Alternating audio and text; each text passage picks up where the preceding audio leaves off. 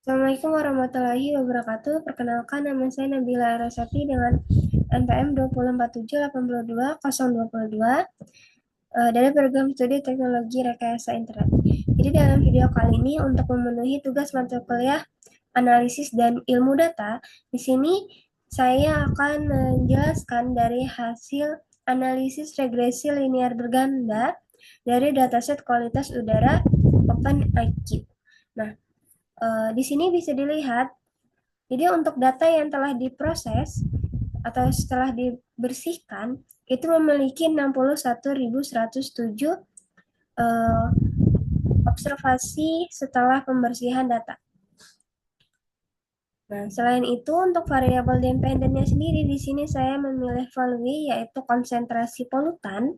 Kemudian untuk variabel independennya yaitu ada latitude, longitude, polutan dengan jenis PM25 dan unit UGM. Kemudian di sini saya akan langsung menjelaskan tentang hasil dari OLS regression. Jadi dari hasil OLS regression-nya sendiri di bagian interpretasi di bagian R-squared. Jadi untuk interpretasi nilai R-squared-nya sendiri atau koefisien determinasi itu sangat rendah, yaitu berjumlah 0,0000. Jadi secara substansi ini berarti hanya 0% variasi pada variabel dependent atau value-nya yang mampu dijelaskan oleh empat variabel independen yaitu latitude, longitude, polutan dengan jenis PM25 dan unit UGM. Jadi ini mengindikasikan bahwa model ini tuh memiliki daya prediksi yang sangat lemah.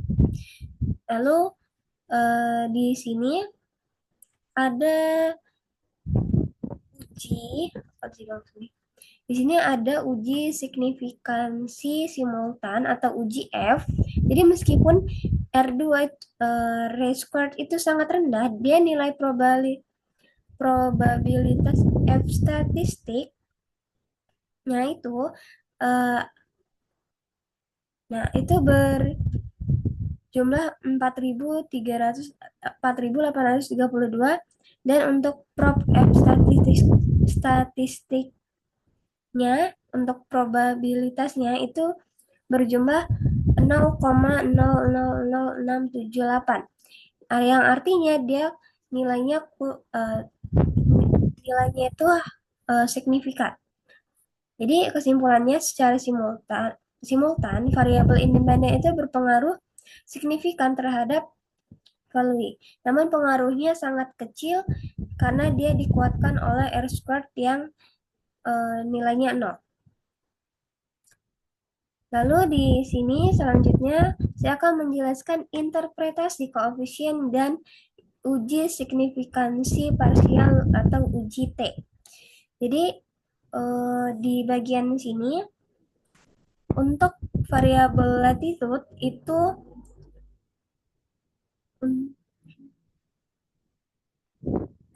untuk variabel latitude itu untuk interpretasi koefisien dan uji signifikansi parsialnya itu berjumlah 0,408 dan untuk longitudenya itu berjumlah 0,887, di mana keduanya itu memiliki p-value di atas 0,05 yang artinya dia tidak signifikan secara statistik.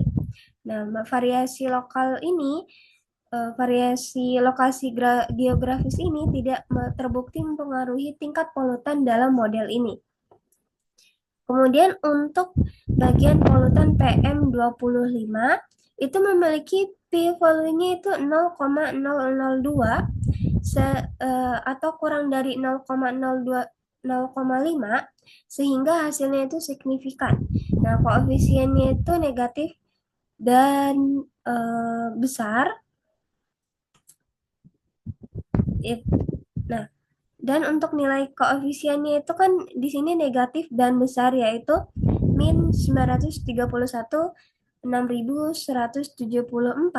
Jadi ini tuh menunjukkan dibandingkan dengan polutan referensi observasi yang merupakan PM2.5 itu memiliki rata-rata value yang 931.062 unit lebih rendah dengan asumsi variabel lainnya itu tetap.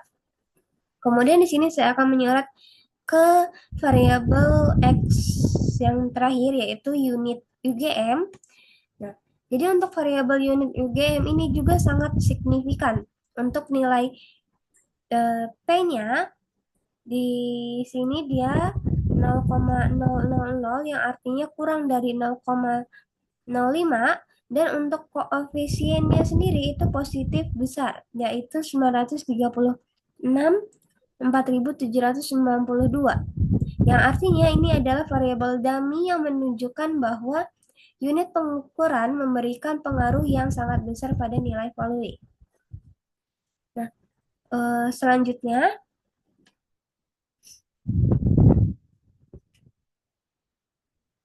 di sini saya akan melakukan uji asumsi klasik.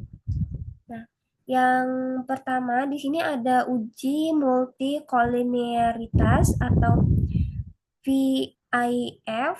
Nah, jadi semua nilai VIF-nya ini jauh di bawah 10, yang artinya asumsinya terpenuhi. Tidak ada masalah korelasi berlebihan antar variabel independen.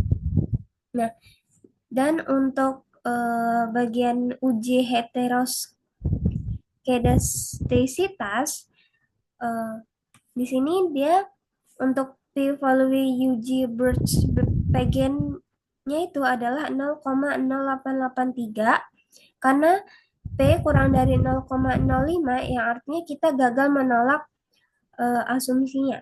Jadi asumsi homoskedastisitas atau variance error konstan itu diterima pada tingkat signifikansi 5%.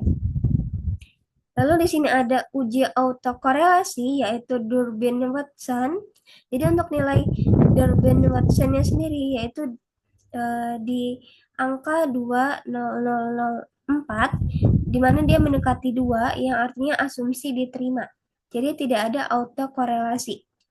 Nah, kemudian di sini ada visualisasi dari plot Kiki normalitas residual. Jadi untuk nilai squeness-nya sendiri dari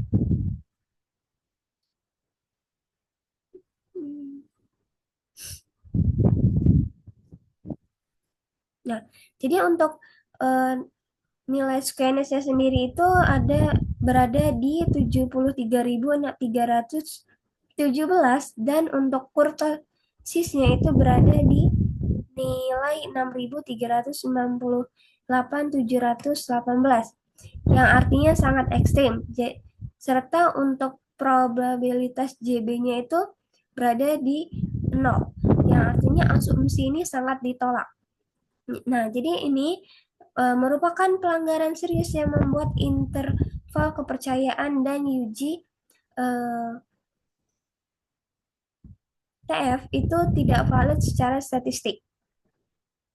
Jadi untuk kesimpulan dan rekomendasinya sendiri, jadi dari prediksi menghasilkan nilai yang sangat bervariasi termasuk nilai negatif sebelumnya. Ya. Nah, di sini kan ada nilai negatif untuk prediksinya yang secara fisik itu tidak mungkin untuk konsentrasi polutan. Nah, hal ini adalah konsekuensi langsung dari R-squared-nya yang bernilai 0 dan pelanggaran normalitas yang sangat ekstrim. Nah, jadi untuk kesimpulan akhirnya, meskipun sebagian asumsi klasik terpenuhi, pelanggaran ekstrim pada normalitas residual dan R-squared yang 0 itu mengindikasikan bahwa model regresi linear ini tidak valid dan tidak cocok untuk memprediksi data value dalam bentuk aslinya. Nah, kemudian untuk pengaruh signifikannya, jadi hanya variabel dummy seperti polutan PM25 dan unit UGM 3 yang menunjukkan pengaruh signifikan. Nah, variabel kontinu utama latitude dan longitude itu tidak signifikan. Selanjutnya, untuk rekomendasinya dilakukan saran yaitu diperlukan transformasi variabel dependen seperti logaritma atau akar kuadrat, atau penggunaan model nonlinear seperti generalis linear model GLM untuk mengatasi masalah normalitas yang sangat ekstrim, R-squared yang 0, dan skewness data yang ekstrim. Nah, mungkin hanya itu saja untuk video kali ini mengenai analisis regresi linear berganda untuk dataset kualitas udara OpenIQ. Mohon maaf bila ada salah kata atau kurang bisa dipahami. Saya akhiri, wassalamualaikum warahmatullahi wabarakatuh.